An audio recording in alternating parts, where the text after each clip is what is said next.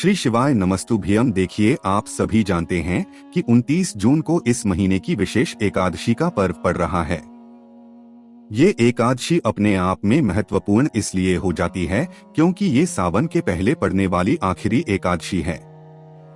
गुरुजी कहते हैं कि जिन लोगों को अपने जीवन में मेहनत करने के बावजूद भी सफलता नहीं मिल पा रही है, कई लोग ऐसे होते हैं जो अपनी नौकरी के लिए या अपने व्यापार के लिए या अपने किसी भी कार्य के लिए मेहनत तो बहुत हैं, लेकिन उन्हें सफलता नहीं प्राप्त हो पा रही है, या फिर जिन लोगों के विवाह में विलंब हो रहा है, या फिर जिन्हें किसी भी प्रकार की सफलता प्राप्त करनी है, अपने जीवन में नई ऊंचाइयां प्राप्त करनी हो, धन प्राप्त करना हो, सौभाग्य में वृद्धि करना हो, तो आपको सिर्फ 7 चने की दाल से एक ऐसा उपाय करना है जो महादेव को तो अतिशीघ्र प्रसन्न करेगा ही, और साथ ही साथ हमारे भगवान विष्णु को भी अतिशीघ्र प्रसन्न करेगा। तो चलिए जानते हैं क्या उपाय, लेकिन उससे पहले एक प्रार्थना। अगर आप चैनल पर नए हैं तो कृपया चैनल को सब्सक्राइब अवश्य कर लें।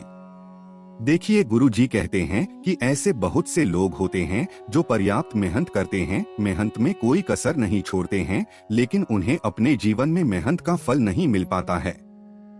तो ऐसे लोगों को जिनको पर्याप्त सफलता नहीं मिल पा रही है, उन्हें ये उपाय जरूर करना चाहिए। देखिए, इस उपाय के लिए सबसे पहले आपको 1 लोटा जल ले लेना है। जल आप अपने तांबे के पास ले लेंगे और साथ ही साथ जल आप अपने किचन से ही लेंगे। आपके किचन में बाल्टी, मटका या आरओ जो भी रखा हुआ है, वहीं से आपको जल ले लेना है। इसके बाद आपको 1 गुड़ का टुकड़ा ले लेना है और साथ ही साथ आपको लेना है 7 चने की दाल। 7 चने की दाल आप इसलिए ले लेंगे क्योंकि एकादशी का पर्व है और ये एकादशी गुरुवार के दिन पड़ रही है। गुरुवार का दिन भगवान विष्णु को समर्पित होता है और आप सभी जानते हैं कि एकादशी की तिथि भी विष्णु को ही समर्पित होती है। इसलिए इस एकादशी के दिन आपको ये उपाय करने से बिल्कुल भी नहीं चूकना है, क्योंकि ये एकादशी बहुत ही दुर्लभ संयोगों में बन रही है। अब देखिए, ये सारी सामग्री लेकर आपको पहुंच जाना है शिवालय। शिवालय पहुंचकर सबसे पहले आप कोशिश करिएगा कि दक्षिण दिशा में बैठ जाइए और उत्तर दिशा की तरफ अपना फेस कर लीजिए।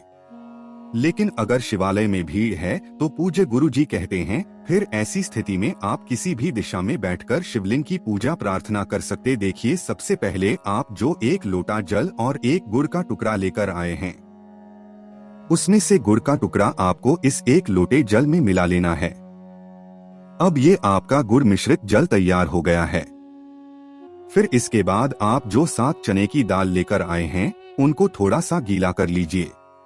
जो 1 लोटा जल लेकर आप आए हैं, उसे थोड़ा सा जल इन 7 चनों की दाल में डाल लीजिए और ये दाल अपने हाथ में रखकर बृहस्पतिश्वर महादेव का स्मरण करते हुए आपके जीवन में जो असफल चल रही है, मेहनत करने के बावजूद भी आपकी अगर नौकरी नहीं लग पा रही है, या फिर मेहनत करने के बावजूद भी आपके व्यापार में तरक्की नहीं हो पा रही है, या फिर कोई भी ऐसा कार्य जो मेहनत करने के बावजूद भी सफल नहीं हो पा रहा है, उस कार्य को सफल बनाने के लिए आपको महादेव से प्रार्थना कर लेनी है और ये 7 चने की दाल शिवलिंग के ऊपर समर्पित कर देना है। बृहस्पतिश्वर महादेव का स्मरण करते हुए ये 7 चने की दाल आप शिवलिंग के ऊपर समर्पित कर देंगे। बाद आपके पास जो 1 लोटा जल है, उस जल को आप शिवलिंग के ऊपर धीरे धीरे समर्पित करते जाएंगे और लगातार शिव महापुराण के मूल मंत्र श्री शिवाय नमस्तु ब्रह्मा का स्मरण करते जाएंगे।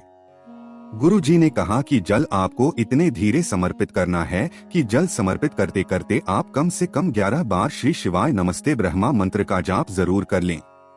इसके बाद जलाधारी से जो जल नीचे गिर रहा है, उस जल को आप इसी लोटे में थोड़ा सा डाल या फिर अपने हाथ में ले लीजिए। अगर आप अपने हाथ में लेते हैं तो इस जल को आप अपनी दोनों आंखों के ऊपर लगा लीजिए, और यदि आप ये जल अपने इसी लोटे में थोड़ा सा लेते हैं तो घर पहुंचकर इसी जल का थोड़ा सा अपने शरीर के ऊपर छिड़काव कर लीजिए। अपने शरीर पर ये थोड़ा सा जल छिड़क लीजिए।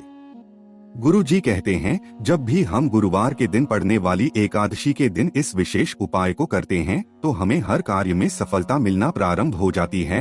आपको ये कार्य जरूर करना चाहिए। अब इसके बाद बात करते हैं गुरुजी द्वारा बताए गए दूसरे खास उपाय की। देखिए, ये दूसरा उपाय आपके जीवन में धन धान की कमी को दूर करेगा। अगर आपको धन की प्राप्ति नहीं हो पा रही है, या धन की आवक नहीं बन पा रही है, धन प्राप्ति के कई प्रयास आप करते हैं लेकिन आपके जीवन में धन प्राप्त नहीं हो पा रहा है, या फिर व्यापारी भाई भी इस उपाय को कर सकते हैं। देखिए, जिन लोगों को सफलता भी नहीं प्राप्त हो पा रही है वे भी इस सुंदर से उपाय को कर देखिए। इस उपाय के लिए सबसे पहले आपको जरूरत पड़ेगी एक चुटकी हल्दी की, और साथ ही साथ आपको ले लेना है एक दीपक। दीपक आप मिट्टी का भी ले सकते हैं, या फिर आप अपने घर पर शुद्ध आटा मारकर उसका भी दीपक बना सकते हैं। इस दीपक में आपको शुद्ध देसी घी भर लेना है और इसमें आपको गोल रुई की बत्ती का प्रयोग करना है। अब ये सारी सामग्री लेकर आप पहुंच जाएंगे तुलसी माता के पौधे के सामने। देखिए, एकादशी का दिन है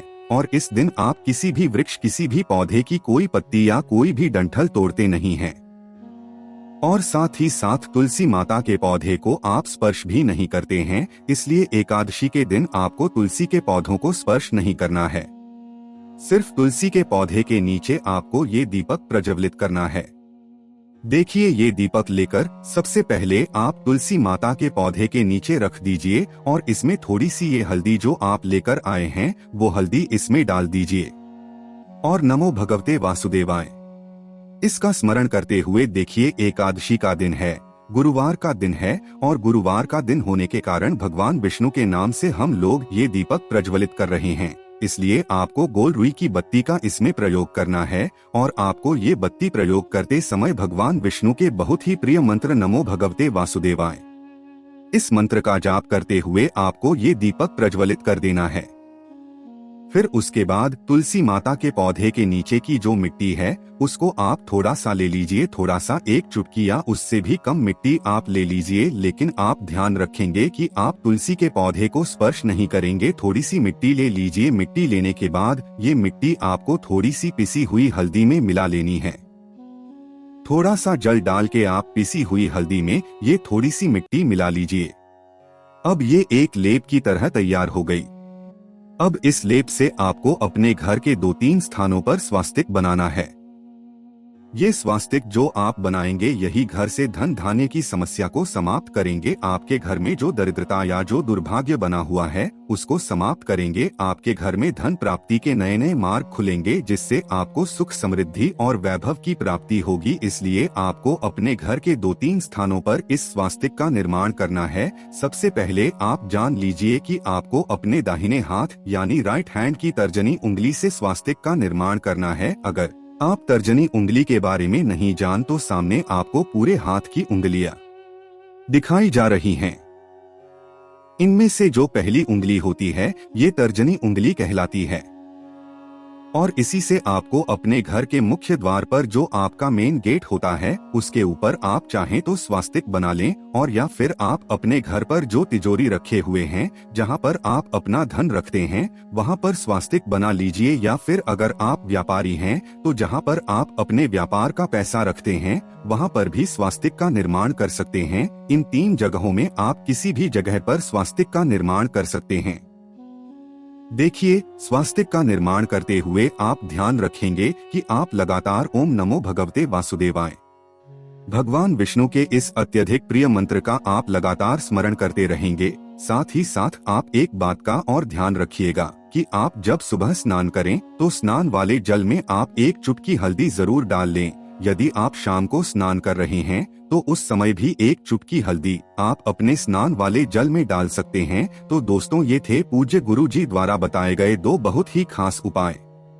अगर आपको जानकारी अच्छी लगी हो तो वीडियो लाइक करिएगा। मिलते हैं फिर एक नए वीडियो के साथ। श्री शिवाय नमस्तुभ्यम।